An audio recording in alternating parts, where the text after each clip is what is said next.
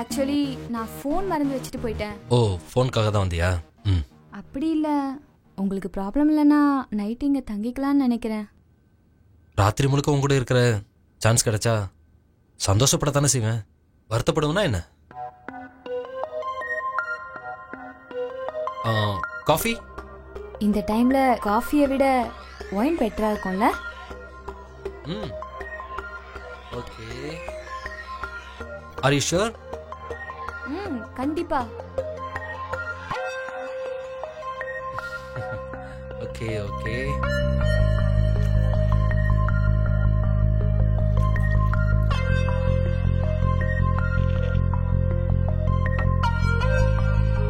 Cheers.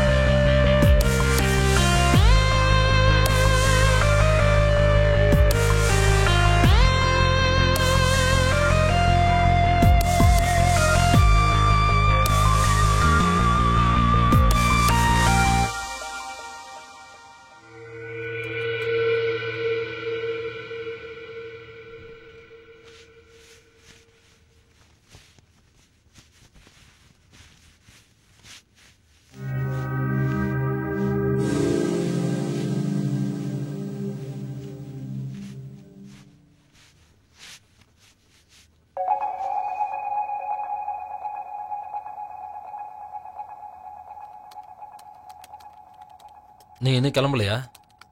No baby. என்ன பண்ற? உன் ஒர்க்குக்கு ஹெல்ப் பண்ணிட்டு இருக்கேன். டேய், உனக்கு என்ன பைத்தியமா? நீ முதல்ல கிளம்பு. எங்க? நீ எங்க போக நினைக்கிறியோ அங்க போ. இங்க வந்தப்ப சீக்கிரம் போயிடலாம் தான் நினைச்சேன். ஆனா நைட்டு நமக்குள்ள அப்படி நடந்ததுக்கு அப்புறம் இனி லைஃப் லாங் உன் கூடவே வாழலான்னு நான் முடிவு பண்ணிட்டேன். சரிலியா, நீ எங்க இருப்பன்னு சொல்லு. அப்பப்ப நானே எங்க வரேன். நம்ம ரெண்டு பேரும் சேர்ந்து சந்தோஷமா இருக்கலாம். ஓகேவா? இப்ப கிளம்பு. நான் பேசிட்டு இருக்கிறது நம்ம கல்யாணத்தை பத்தி. Oh my god. இங்க வா, இப்படி உட்காரு.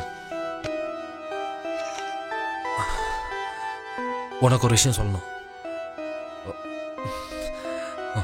எனக்கு ஆல்ரெடி கல்யாணம் ஆயிடுச்சு. வாட்?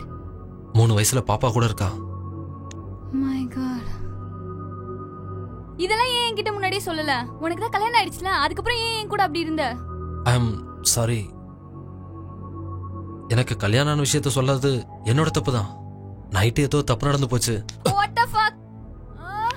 நான் எப்படி அந்த தப்பு பண்ணேன்னு தெரியலையே. யா, ஐ அம் சாரி.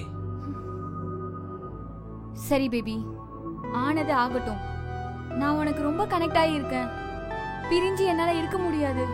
ஆனா நீ அப்படி நடந்துக்கிட்டேன்னா உன் பொண்டாட்டி கூட சந்தோஷமா இல்லைன்னு தானே அர்த்தம்.